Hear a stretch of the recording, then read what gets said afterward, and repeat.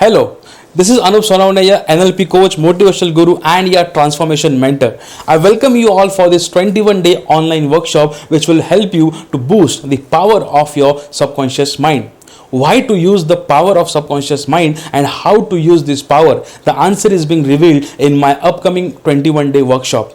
We all attract thoughts daily, but all thoughts are not positive, all thoughts are not supportive. Some of them are coated with negative emotions, some of them are coated with fear and phobia. So let's diminish this fear and phobia and be ready for our present situations, be focused on our present goals.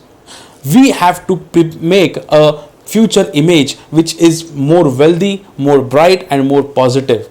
This 21-day workshop will help you to move from the current state to the desired state, or you can say from the current situation to the desired situation. We all have dreams, we all have desires, we all have goals. But how to set goals, we all know. But why to set a particular goal is the main crux of this workshop. You will get a solution to define your why you want to use the power of subconscious mind and why you want to set a particular goal, right? So let's change our inner world, let's change our belief system, and let's work on the inner personality. This 21 days workshop will help you to achieve what you want, to attract what you want. Welcome again.